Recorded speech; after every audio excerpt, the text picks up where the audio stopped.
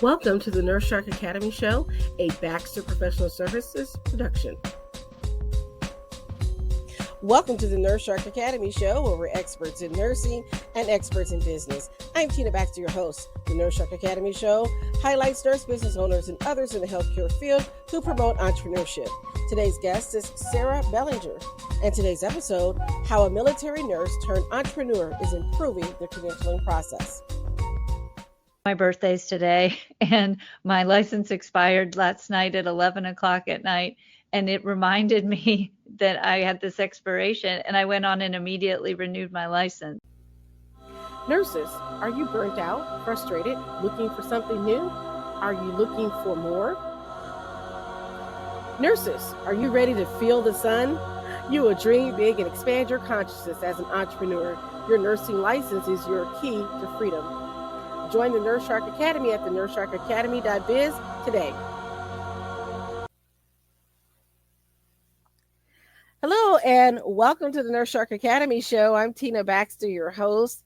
The Nurse Shark Academy Show highlights nurse business owners and others in the healthcare field who promote entrepreneurship.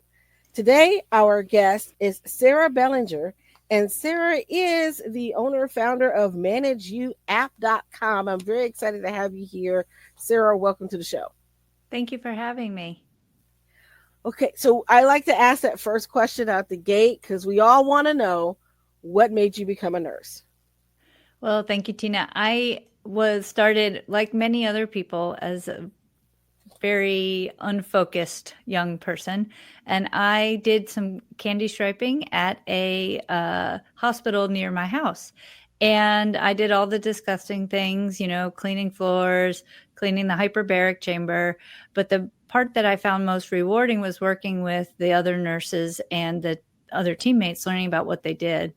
And so I had initially thought when I left high school that I was going to become a physical therapist, but that was not in the cards for my academic history. And ended up just finding so much great feedback from other people as nurses. No nurses in my family, no healthcare people, and mostly business focus. So I just stepped into the healthcare field, into nursing just from that moment. And inspiration from seeing how big nursing was and welcoming it was at the time to say these schools were right there for me to start. So where did you start your journey? Where did you go to school to become a nurse? I went to Marquette University, and I've had many different alumni over the years. It's been a very big nursing program. So I had ROTC as well. I started ROTC. I joined the Army as I graduated from high school. And when I did that, I ended up with a career that had a whole major in nursing and a minor in military science. So I worked as a nurse's aide during college. I did the ROTC thing and then got commissioned out of Marquette University's ROTC program and started as a med-surg nurse in Texas at Fort Sam in 1999. Well, first off, thank you for your service. And I think it was an honor. I think it's kind of wonderful because I don't think a lot of nurses would have thought about going into the military and the ROTC program and kind of marrying that together. What made you interested in being in the military? And I didn't realize what I was doing, honestly, at the time. It was just one thing after the other. And when I saw the cost of college and FAFSA and all of that, I thought, hey, these recruiters have been here at lunchtime a lot. I'm going to go talk to one of them. And so I did. I talked to all of them, Army, Navy, and Air Force, and then ended up typing my application on a typewriter and just seeing if I could get some sort of scholarship, because nursing was matched with a different scholarship than everything else.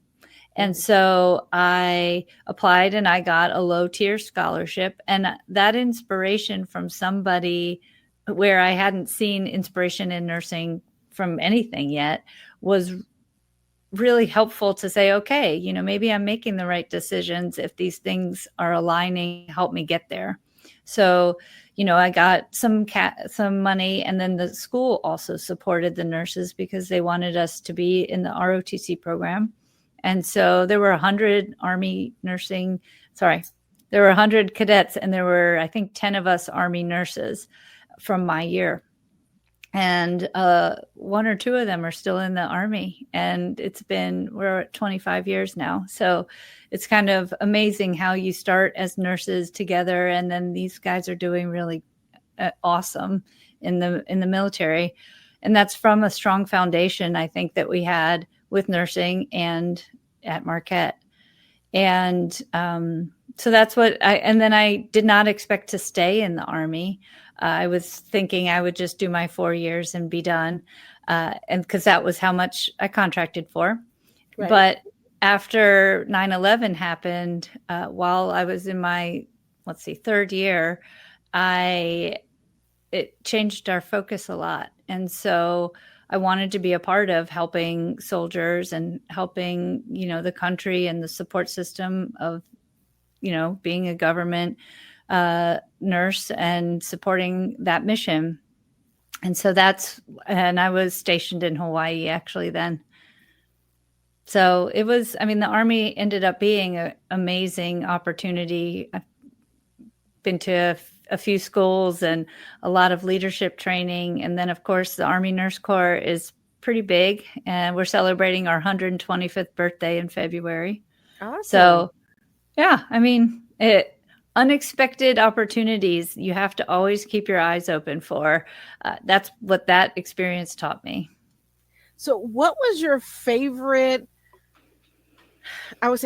part or favorite unit that you worked in as a nurse when you worked the floor?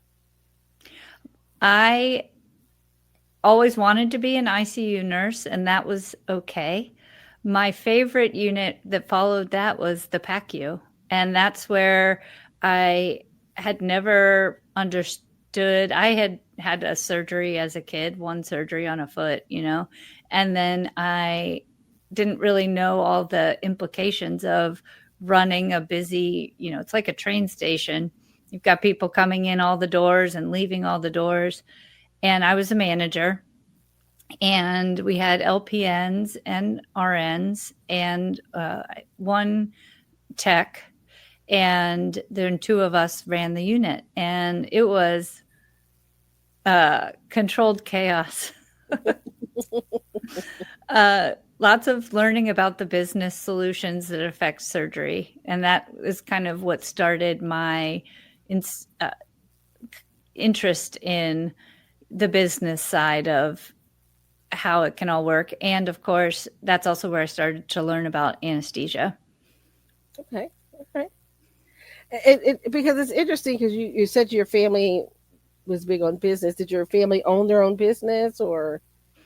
My mom's the oldest of 7 women. And so lots of women in IBM and computers, Lockheed Martin, big ideas like that. I'm trying to think if there were any other computer technology was in DC area where I was. And that's kind of the idea. But those were the dinner time and the Christmas conversations about who was merging with who and new computers, because that was just becoming a thing. And so I think that was more of a backbone of what I had heard growing up. Okay. So then let's fast forward a little bit, because how did you decide to become a nurse anesthetist? Because I did some time at the VA working there, and I always would see the posters and the memos they have on there, like, if you want to be a nurse anesthetist, the VA will pay for it, go back and do it. But so I was just curious, what made you get interested in anesthesiology? You mentioned being in the PACU. Right. And interesting enough to connect with your story, the Army Nurse Anesthesia program, it's called USAGPAN. It's in San Antonio. Those VA nurses went to school with me. So when they say, we'll send you back to school, they were sending them at the time I was in school. They were my friends. And so it's kind of interesting to see the Army is and the military is very tightly, working with the VA, even though there's a lot of differences. And so what made me go and decide to go to that was so I worked in DC as a presidential nurse after I worked at the PACU and before anesthesia school. And I got in. What's a presidential nurse? So the military has a small group of people. At the time I was there, it was 28 people, and there were 6 nurses. And we were a group of people that would travel with the president and vice president and support them and the first ladies in overseas missions when they would go to do conferences and set up healthcare plans for that. So for 3 years, I did that. And it was an amazing opportunity to get to see healthcare at the highest levels, supporting people who are trying to do their job. Being a nurse and helping people do that was amazing. And so while I was there, that's when I figured out I did not want to be I wanted to do more of my perioperative nursing care again. When I left executive health, it was time to do something that was back in the operating room. And I knew I didn't want to be an OR nurse. Sorry for all you OR nurses out there. I love you. But and that's when I thought, okay, it's time to go back to school. And I think I could do anesthesia, and it would be really empowering to make decisions and take care of people on that level. I really didn't know that it would be as empowering to be able to fix pain as we do, to make interventions that are so effective, so fast. And that's not something we always know about as we're learning and beginning nursing. So that was why I chose anesthesia school. So I left DC and went to San Antonio. Awesome. Well, I've always been interested in how people make those transitions and make those decisions.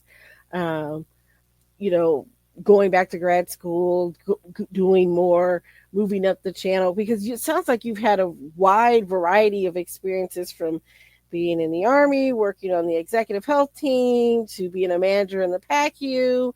You've had all these experiences.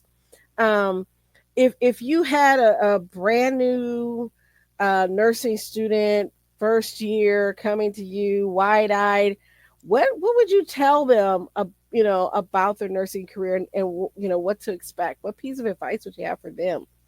I love the new nurses nowadays because I like to see it through their eyes. They're challenged. I find a lot of people on Facebook and Instagram, LinkedIn that have lots of questions, and that's so encouraging, because that's what we need, is people to say, hey, I didn't learn this. I had a nursing, she'd been out of school, I think 3 months, and they put her on night shift, and she said, I can't do this. I don't have anyone to ask questions to. And I was just so happy that somebody was willing to say it's wrong and not just give up entirely and say, I'm done, and say, I need to I need to do this differently. I haven't done but 5 IVs in 3 months and I missed them all. Well, okay. All those things are things we learn after school. And I tell them that, and lifelong learning is, I've heard on your show before, everyone, we want to be learning from each day and mentoring each day. It doesn't matter. You got to be there for your teammates. And go ahead, please. No, go ahead.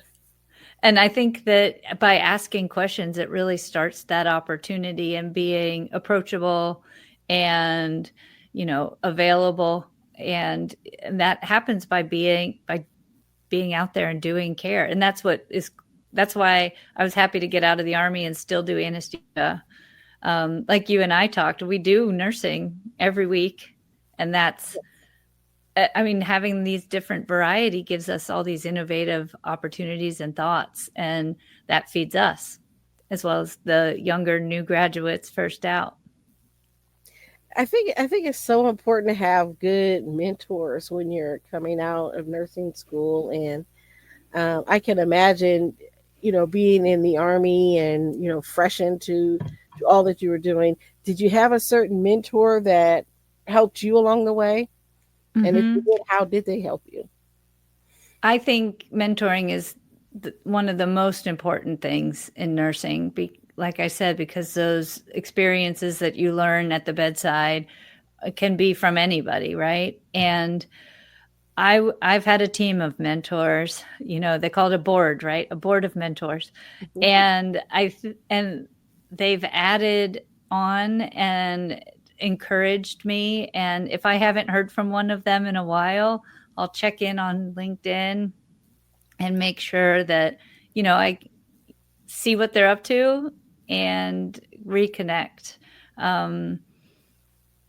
Making sure that there's different types of people in there too is a great way to feed yourself and to make sure that you're not moving in one direction without missing something with blinders on.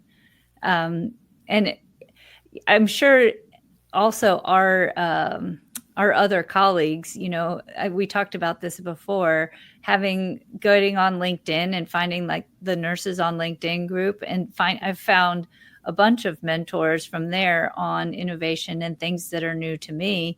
And everyone has been extremely gracious and helpful. And that makes me even more proud to be a nurse, because we're trying to keep each other connected and moving forward. I've definitely had some very good CRNA mentors, and that's been important. I've done anesthesia for 15 years almost now, and I really think that those strong leaders have helped me keep moving forward instead of staying where I was.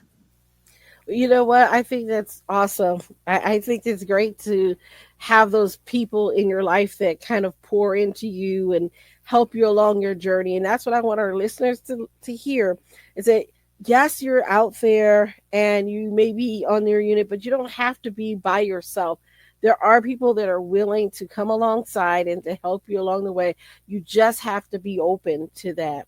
And so I applaud you for being a leader in that, in what you do. So how did you transition then to starting your company? Tell me about how that came about. Sure. So my company is a credentialing platform to help nurses, physicians, health techs, to help anybody. Anybody can use it. You don't have to be in healthcare. But it really came about when I just did a reflection of how many problems over the years I've seen happening with credentials. The exact story is about when I transitioned from my permanent post-Army job to a 1099 locum tenens position. And when I went to transition, I couldn't find my anesthesia diploma. And so I went to get it and looked in boxes, looked in, stacks of everything. I had moved 10 times in my adult career. And so I called Northeastern and they said it'll be 6 weeks. And that's a long time when you add up how many days that is for missed pay. And then I just kept thinking about it. And then I thought about how much pay the surgical center was going to miss out on. And so then I again said, okay, I really should do something. Like, I can fix this. Why can't I fix this? It's been a problem forever. So I did a lit search and I found a developer, and I just kept looking for other people that were trying to fix this so I didn't have to. And then I was like, well, okay. And started taking the steps to find to to develop the app. So in Nashville, I found an in-town developer and started to work on it. And there's so many people, the stories I've heard about credentialing have been crazy. Have you ever lost or had an expired credential? Yes, I had an issue with my certification. I was I knew I had to get it done. I kind of waited till a little late and like forgot and had my dates mixed up. So it was a rush thing that I had to hurry up and get it done. And it took a while for them to send it back to me. And then I even paid for like the instant, certificate, whatever. Even that takes like 3 or 4 days. Right. So in the middle of all this, I'm trying to, get all this done. And I thought, well, I thought everything was in my CAQH, the thing that we used. Yeah. And then they're like, no, it's not updated. And who has access to it and and it's who's taking over. And wherever I moved to, some would use it, some wouldn't. So it didn't go with you very well. Right. And who was updating it. And then I'd have to make sure I got permission to get my stuff back. If the practice manager was the one on the account, it was a nightmare. So yeah. Yeah. And Tina, I mean, the stories I've had even before the internet, I mean, there was a time, everyone. And one of the people that worked with me in the PACU, his license expired. We waited 4 months, I think, or 3 months for his license to get mailed to Hawaii so that he could start working again. And so, yesterday I was talking with a credentialing manager, and she was saying that some of the physicians have moved from 6 months to a year even to get credentialed and covered to start working. So when I added up all these problems that I kept hearing about, I said, okay, I think an app would be much more efficient for us. Can't get on the computers, can't keep up with all the different portals from a computer. Mm-hmm. So I started an app. We have web app now, which means you can use it on the computer. But my friends that were in the area and doing the testing, they're like, oh, this will be perfect. And we're always up for ideas for new stuff, but we're trying to get it out to more people so that it can help more people. So what all do you have in the app? Because it sounds like, and this is, if I was a person listening, I would say, oh, it sounds like just a place where you list all your stuff and you know where it is. But right. I think it sounds like it's a little bit more than that. Sure. It is more than that. And so we went through and found I did a assessment of who, and so storing, obviously a problem. So you've got Google Drive and email and photos. And so that was a problem. So, okay, we need to put them in one place. And then sharing with other facilities, portals, administrations, associations, and states. So all those things require different share features. So we made sure that we could do all of that. And then tracking. So we put a calendar at the top and the documents at the bottom. So you can scroll through all your documents and see which dates they expire on the calendar. So ManageU connects each document with an expiration date. So you don't need to go into your Google Calendar, your Google Drive, make all these connections. It's already done for you. And so that's how we figured out the initial features. And now we're expanding into the next levels. So will it be able then to remind you, like I need a reminder that says, hey, in 30 days, you need to renew your nursing license. I went through this. Yes. October's our big month to renew. So I set a Google alert in my calendar to remind me in September to do this, because I don't want to be like the poor nurses in Kansas. So right. I want to make sure I got all my stuff done. Yes, I'm trying to help Kansas. I think that, Kentucky, we're doing it too. I'm right on the border with them. Mm-hmm. And you have to have education and your payment and your renewal. So yes, it'll send you an email and a text, and you can set one or multiple reminders. because, for us nurse practitioners, CRNAs, you add in other kinds of association fees and licenses. And when you're talking about a DEA license, that education takes a long time. And so I even put the education website underneath my license so that I can double check that I connect them. And all of that can be done in the app. You can scan or drag and drop the documents. If you're at an education offering, you can just scan the document with a picture function so that you don't forget to do it, and it's done for when you need to turn it all in. I've tried to make it so that when we're talking to younger nurses now, don't be like us. You have all these tools, like just scan the document before you leave the training and it's done. You just take a picture of the CPR registration and you'll remember what day you took it, and that'll be fine until, you need to turn it in somewhere.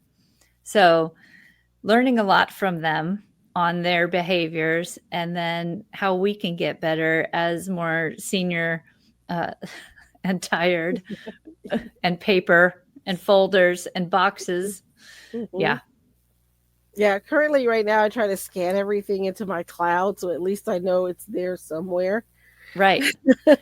And that's what I had done with the diploma. It was scanned into my Dropbox, but every time I opened it, it was this little black box and said, unable to open.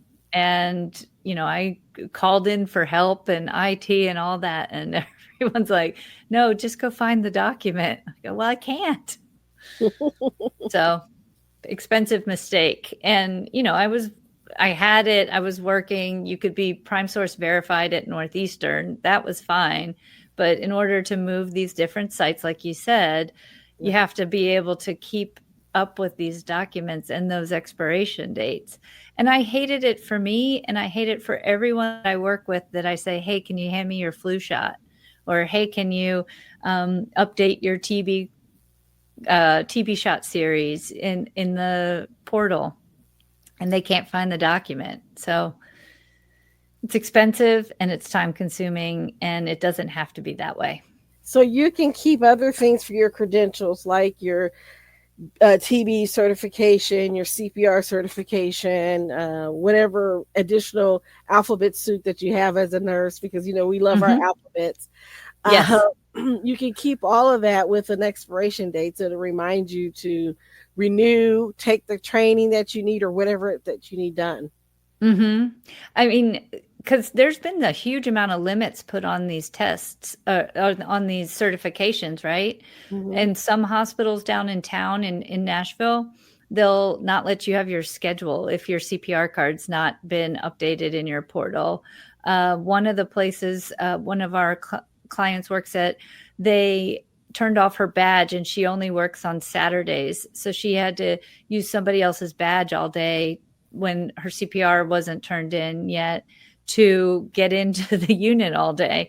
I mean, okay, but why didn't you ask me for it on Thursday before you turned off my badge? And we work around these things because we're innovative on its own merit, but that's not what these safety things are meant for. It's ending up punishing us for something that we've already done that we have too many middlemen for. Well, we mentioned Kansas before, and just in case someone was listening, don't understand why we're talking about Kansas. Kansas right now, their state board of nursing is in hot water with their state legislature because they've done some things to say like a nurse missed the deadline for renewing her license, or by a couple of days, or they accidentally checked the box incorrectly. They're hitting them with an unprofessional conduct citation. So that means that they have to keep that on their record forever. It really makes it harder for you to find jobs and all of these things. And it's very punitive for a clerical error. And so that's what's been happening. So when we mentioned Kansas, that's one of those things that, very concerning about some of these board of nursing. And I think that your app may also help prevent some of that issue, because if you have it in there, it reminds you 30 days ahead of time, hey, you've got this, or you have a document that you know that they're going to want you to do and fill out, you'll have it. Like for me, I have to have a collaborating practice agreement, right? Right. With the physician as a nurse practitioner. So when I went to renew this time, I noticed, hey, they never updated my CSR, which is what gives me permission to prescribe. And they had my old employer on there. And I'm like, I haven't worked there in now 8 years. Like, why is it still Uh-oh. on there? And I had turned in a renewal since then and asked them to change it. It's never gotten done. So I sent in a new form to have it done and all this stuff. Well, I get an email and I'm panicking, right? I was panicking for them saying, well, your collaborative practice agreement must match your CSR application, blah, blah, blah, because I changed the address.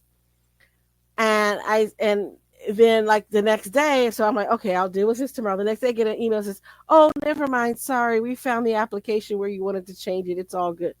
But immediately my heart dropped. I'm like, I did the right thing. I turned in all Right. the application. I followed your directions. I did everything you said I was supposed to do. I said, I'm good until the end of October, but still, I'm glad I started early. Can you imagine me going through that on October the 31st? Right. And you're seeing all these other, no, I can't. And you Yeah. see all these other people that are, you know, uh, looking in Kansas, and they didn't do anything wrong either. One of the nurses had taken time off to take care of her husband. They're on the national news, or the state news, sorry. And I feel for them, and I want to help people. I mean, the intent is to obviously get this to be a bigger thing that helps systems and teams, and become something that we deserve, which is a better streamlined process for all of this. One of the nurses in the OR with me this year, she goes, I'm so glad I have your app. My birthday's today, and my license expired last night at 11 o'clock at night. And it reminded me that I had this expiration, and I went on and immediately renewed my license. I mean, I told her she should rechange her reminders, Mm-hmm. but it's like she could have. That's a liability if you go to work and you don't have a license. So don't do that. Don't do that. And Yeah. but everyone says, oh, somebody will tell me. I'm here to say nobody is responsible for it but you. But And you. Mhm. if nobody has any trouble saying, okay, you're not able to work today, or go find another job, those are liabilities that make the hospital liable. And so it's important for us to be professional and find tools that help us. Yeah, the whole Kansas situation is off the wall. If you want to hear Really. more about that, you can go back to one of my previous shows on the nursing news you can use. But also, I'm going to say, you can go to YouTube and watch those hearings. I don't know if you had a chance to watch those hearings, but it was a comedy show almost. It was tragic and a comedy, because you've got the nursing board members sitting there going, oh no, I don't handle that. Carrie over there handles that. And Carrie would say, oh no, I don't handle that. That belongs to Susan. And then Susan would say, oh no, I don't handle that. Ted does it. And it was like, wait, who does what on this committee? What is it that you all do? Because apparently you aren't talking to each other. And it makes me really sad to see how, as nurses, we don't really protect each other like we should. Like, I couldn't imagine that Right. the medical board would be that cavalier, right? The Mm-hmm. medical board would be like, oh, get it done. You know what I'm saying? Slap on the wrist. You're the surgeon that shows up, and I'm exaggerating, but you're the surgeon that shows up intoxicated, but and the nurses turn you in, but we're going to make sure that you're protected, but the nurses are thrown under the bus, that type of thing. And I'm like, why don't we protect our nurses like like the medical board protects their members? And I know that the nursing board is there to protect the public from nurses. I get that. Right. I Mm-hmm. understand that role. There is that role there. But why could there not be a part of that you actually stand for the profession of nursing, Mhm. as a board of nursing. So there was I can't remember which state it was, but this is a couple years ago. Um, one of the universities, I can't remember which one it was, lost their BSN program. Okay. Basically, what happened is that their scores dropped. They were changing the metrics. It was really bad to where they weren't taking into account clinical time and all the stuff that nurses have to have, right? And Mhm. so they were trying to have the professors do all this extra stuff, extra classes as a cost saving measure. And so the entire department quit, Oh, wow. walked out.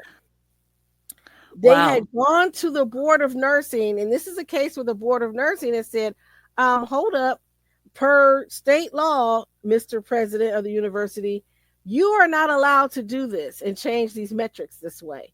You have to Oh, go okay. through us to do it, and you have to go through this other legislative route to do it, and it's already in state law. You're not following state law. He basically was like, I can do whatever I want to. I'm the president. It didn't go well. They ended up hiring the president of the university, hiring some of the faculty back, not everybody, but hired some of them back, got new people in because he was saying, oh, well, we'll just have these, what he was like going to outsource a contract to some different nursing or whatever to kind of do it. And it was like, no, Okay. that's against the rules. I mean, it was a whole big thing. He ended up having to resign or get fired. It was like either you resign or you become fired. So he opted to resign. It was a huge thing. So that I'll was a have to case look where the into board, it. they lost their accreditation. That's what happened. They lost their Yeah. accreditation. Then because the nursing faculty turned them in because they weren't meeting the accreditation standards. And the Okay. new metrics would cause them, and they were already on the borderline with their accreditation anyway. So they Uh-huh. lost their accreditation. The accrediting board then got a hold of the board of nursing. The board of nursing says you cannot do this because you have to have a certain number of people, certain things in place. And he was trying to railroad it and say, well, I'll partner with the hospital, and the hospital will provide all these nurses to do this. And the hospital, when they found out about what was going on, they was like, oh, wait a minute. Wait a minute. Right. We can't be responsible for all this, right? It was a Right. big mess. And I say that the board of nursing can help nurses and protect nurses if they want to. Absolutely. I agree with you Yeah. 100%. And there's so many safeties built into this, and nurses want to help nurses. So Mm-hmm. being, a member of, there's, three parts of a Venn diagram that's nursing. I think one is politics, one is education, and one is business. And they all intersect all the time in different ways. But you have to know about what's going on all of those parts, right? You have to Yes. know the business of how much it costs to be there. You need to Mm-hmm. know the politics of your own state, your scope of practice, you have to understand those politics of, who's moving where with nurses, your compact states. Those are all politics. And then, of course, education. Do you want to move forward learning something new every day?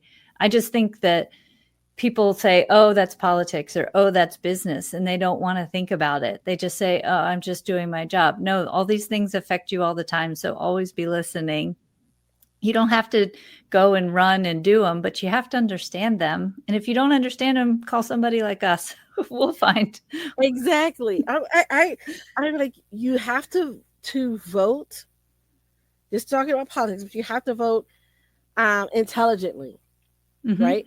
So I'm part of CAPNY and Coalition of Advanced Practice Nursing in Indiana, and we have a advocacy day, and I try to go every year if I can, the advocacy day, because I want to sit down with my state legislators and talk to them about practice issues for the state of Indiana.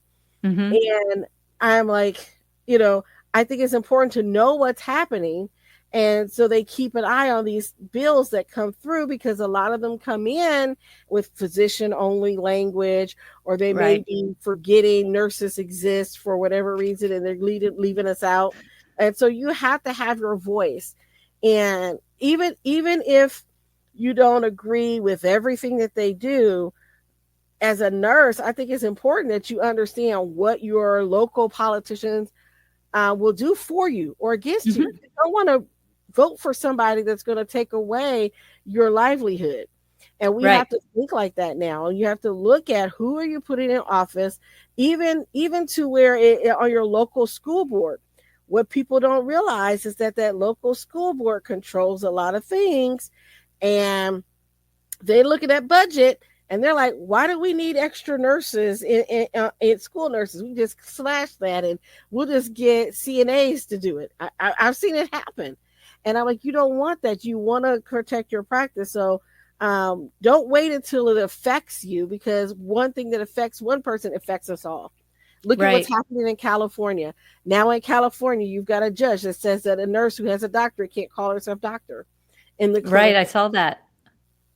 And I argued, on this because I'm like, wait a minute, because the first of all, the study that he cited in his ruling was performed by the AMA. So right there's a conflict of interest. Right. No one caught this. Secondly, he said 31% of the people would be confused and not know that a DMP is not an MD. I said, so 39%. So you're saying 69% aren't confused and they can figure it out. So the majority of people understand that. So you just 31% of people are confused. But they're most confused people, anyway. Yeah, but most people already know the difference between a nurse practitioner and an MD, right? Right. I mean, they're learning very quickly. Yeah. Yeah. Right. But you're worried about this 31%. It's amazing. I saw the study and it's so frustrating that we're in the weeds of those kind of things and we're assuming how patients think. Go ask, and I don't feel that it's fair to spend time and money on something that it's very important. And if you've earned the degree, it should be able to be portrayed as you want it to be. And I mean, there's all sorts of other kinds of doctors is what I always say. And that's what I said. I said, there is a term for that.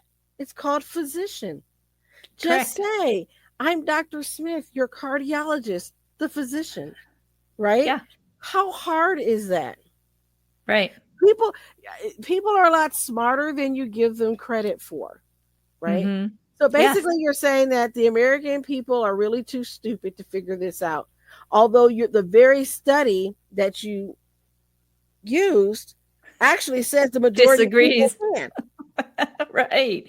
I mean, and that's not a 51% 49 either. 30 to 70 ish, right? I'm like, no, sir. I'm like, that was faulty. And I was like, who argued this? Who was the attorney that argued this? Because I'm like, So if you really want to have a good argument, I said, go get someone that's unbiased to run the study. Mm-hmm. That was the first thing I saw. I said, well, you took a study from the AMA, so of course they're going to skew the results, sir, and give you the results that they want you to hear. And I guarantee you they went in there and said, well, 31% of the people didn't even know. And not thinking, hey, wait a minute, but that means about 70% of the people did. Right. I mean, figure it out. Mm-hmm. And they probably didn't even blink an eye, and they're just like, I mean, and that's the weeds that people see, and they just get so frustrated. They just want to be acknowledged for their education. They want to be team members with all those other, letter soup that we have, and take care of patients and learn how to get better at it. That's where we should be focusing, and not being on chart records and EHRs really late and after the shift, and not working on our credentials on Sunday for 5 hours doing a training because you lost the certification for something else. I mean, it took me 2 hours one time to find my CPR card because it was labeled by a number, and I didn't even think to look for a random number. Right. and I had to call somebody to find out, hey, what day was that we did the CPR, so I can go find it in my emails. And it just seems so silly. All these things we do are time that's wasted that we could be spent with our family or with, or finishing a chart so you can get out of town, just all the things that we don't need to be doing anymore in the times of AI and automated tools and computers. Let's use them to help us instead of to make things harder. Exactly. So I think your app sounds wonderful. I'm excited about it. Now, I saw that you have a promotion for our listeners. You said you can do 2 months free. Is that 2 months free as part of being with your app, or? Yeah, I can do. So we'll put a code in the show notes, and so that people can sign up for the app if they want 2 months free. Currently, you can sign up free and have 2 documents on it. If you just want to try you get all the features for free. You can always download all your documents with 2 clicks if you want to be done using the app, which is even a great way to get started if you're moving states and want to try the app. The other thing is with a show note code is if you sign up for a year, you actually will be getting a reduced rate for the year plus the 2 months free. So I think it ends up being about $35 free. Oh, that's awesome. Okay, so we'll definitely include that in our show notes for our listeners. I would say take advantage of this because I can tell you, as a person who 1 year was on frantically for hours trying to finish up continuing education hours. I've done that for my certification because I wanted to have more than what I needed, because I always believe you should always have more than what they say just in case. And so I'm frantically finishing up all these continuing education hours. Don't be me. Get it done early. Put in the reminders. Get this app. I think it will help you. I haven't had a chance to try it out myself, but be happy to do so as well. So I'm excited about this. Now, our last question before we get to our last question, if our users wanted to get, or listeners want to get a hold of you, how would they reach out to you? Great. I am on LinkedIn. It's definitely the best platform that I like to correspond in most frequently, a few times a week. Instagram has an account and Facebook does, but I'm not as good at those. And then, of course, the website is www.manageyouapp.com. And so you can go on there, you can sign up yourself, you can sign up, say you're a manager that has 5 or 10 people, you can sign up your group, and then you can start to see the documents and send documents more easily back and forth. There's a Teams platform, and that's where we're moving into, is to try and find hospitals that want to support their nursing and physician staff with credentialing and creating dashboards for the hospitals. They run very expensive software that sends you automated emails, and I don't like them, and either do you. So so get on the website and check out some of the blogs about why this process is, needs an update. And I think that's it. I don't do any of those too fancy videos or any of that stuff. So no Twitter or any of that. Okay. All right. So I'll be sure to include all her social media links in our show notes for our listeners. And so our last question is, that we always ask, if you had a piece of advice for a budding entrepreneur, what would it be? I think my main advice is lead with courage and curiosity. That's what ended up keeping me so excited about nursing for so long. The military definitely taught me resilience in job changes and difficult situations, but the entrepreneurial part has taught me that curiosity. When people say either it's too easy, that drives me crazy, because if I'm asking a question, it wasn't too easy for me. So make sure you open your eyes and have courage to say, this is hard for me. And then the last part about that is, if somebody's saying this is the way we've always done it, so many people just say, we've always done our credential management on Excel documents. And clearly that's not working. So if they're saying this is how we've always done it, it's time to think about a new way to innovate and do something different to make life easier. I agree. Innovation is key. We're great innovators as nurses. Let's tap into that energy. I want to thank you for your time, Sarah. Thank you, Tina. I had a great conversation. We always have great conversations here on the show, but we have great conversations before and then after. One day I'm gonna let it go and let you guys hear some of the back and forth in the background. So one day, some behind the scenes things, the outtakes, and then, the outtakes, and then maybe sometimes we'll do a live podcast show. You can actually ask questions of the guests. We'll see. So let me know. If that interests you as listeners to ever do that. We might do a couple special episodes that way. But I want to thank you for tuning in right now for the Nurse Shark Academy show. We're always looking for nurse business owners and leaders to be guests. So if you know of anybody that wants to come on the show, send them our way. You can find our information on our website, thenurssharkacademy.biz. You can find us on our YouTube channel and all the other places where you get your podcasts. If you're on YouTube, don't forget to like and subscribe and hit the notification bell so that you can get reminders of all our episodes. And if you're listening to us through Podbean or Spotify, Apple, anywhere, please give us a comment and let us know how we're doing. And if you have any suggestions for the show, we're happy to take them as well. I want to thank you for tuning in. We'll see you next time at the Nurse Shark Academy show. Bye-bye for now. Break free and come feel the sun with the Nurse Shark Academy. Nurses, are you ready to break free from the grind and build something of your own? It's time to take your skills beyond the bedside and step into entrepreneurship. Join our webinar, Break Free, the Nurse's Path to Entrepreneurship, where you'll learn how to shift your mindset, explore your nurse-owned business ideas, and get the exact steps to launch your own business. This is your time to take control of your career and create a future you love. Seats are limited, so grab yours now. Break free and join the Nurse Shark Academy at thenurssharkacademy.biz. Thank you for listening to the Nurse Shark Academy show wherever you get your podcasts or watching us on YouTube. Don't forget to like and subscribe, and don't forget to hit the notification bell so that you'll know when all of our episodes come out. If you want further information, you can contact us on the nurssharkacademy.biz.